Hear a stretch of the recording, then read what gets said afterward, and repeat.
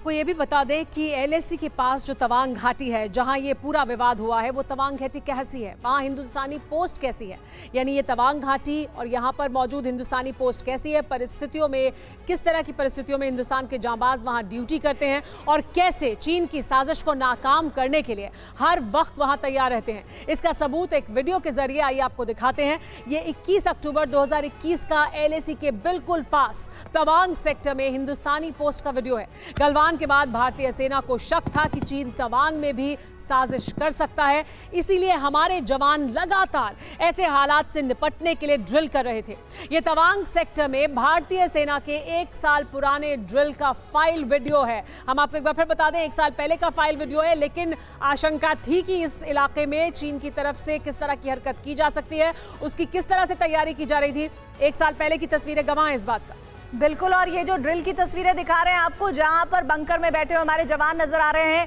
वहीं देखिए ये तस्वीर बहुत अहम हो जाती है मौजूदा घटनाक्रम को समझने के लिए। अब एलएसी के बिल्कुल पास तवांग सेक्टर का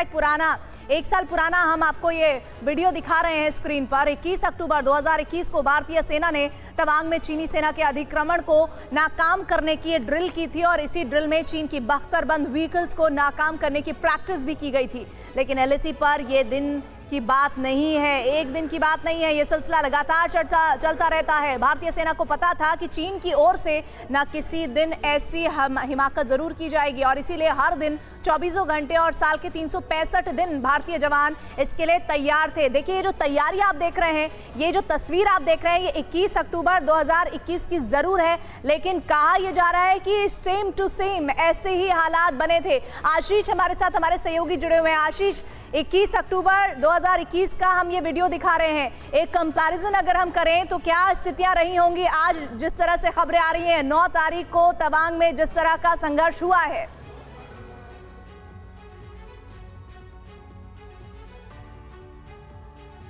देखिए प्रीति, जिस तरह से ये 1 साल पहले के हम जो क्लैश दिखा रहे हैं, 2006 के बाद से वो क्लैशेस होते रहे हैं, लेकिन गलवान जून 2020 के बाद, गलवान इंसिडेंट के बाद में इस तरह के क्लैशेस काफ़ी ज़्यादा डेंजरस हो जाते हैं और परिस्थितियां इस तरह से होती हैं कि क्योंकि उसके बाद में आप भले ही वेपन लेके जाना अलाउड कर दिया गया है गवर्नमेंट की तरफ से, कॉन्फिडेंस बिल्डिंग मेजर्स दोनों साइड से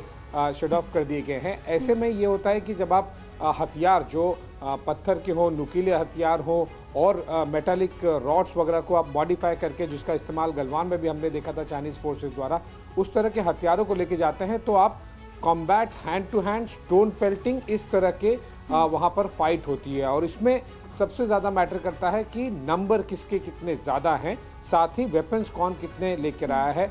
इन टर्म्स ऑफ वो जो मॉडिफाइड वेपन्स की मैं बात कर रहा हूँ, नॉट दी गन्स। और इसीलिए इस केस में क्योंकि हमारे नंबर्स भी काफ़ी अच्छे थे और हमने जो तैयारी थी वो भी काफ़ी अच्छी करके रखी थी, इसीलिए इंजर्ड लोगों की नंबर चाइनीज साइड बहुत ज़्यादा है। आशीष, अगर आपसे मैं एक और सवाल ये पूछूं कि पहले से आशंका थी, बोफोर्स और हॉवित्जर की तैनाती की गई थी, यानी भारत पहले से लगातार, और 1 साल पहले की हम तैयारी दिखा रहे हैं कि किस तरह की हम ड्रिल कर रहे थे, यानी हम इस इलाके में किस तरह की झड़प हो सकती है उसकी तैयारी लगातार करते रहे हैं। कैसी तैयारी भारत ने की है पिछले डोकलाम के बाद से अभी तक इस पूरे इलाके में, ताकि हम चीन के किसी भी हरकत का मुंहतोड़ जवाब दे सकें, उसके बारे में हम क्या बता सकते हैं?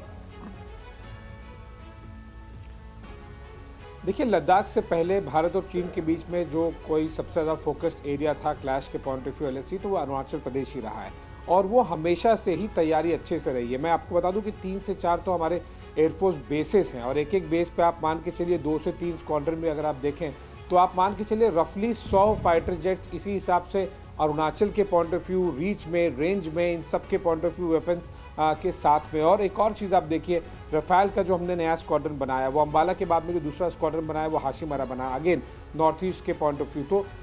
इमीडिएट पास्ट में अगर आप देखें तो न केवल अरुणाचल बल्कि उसके आसपास के सभी इलाकों में लद्दाख से लेके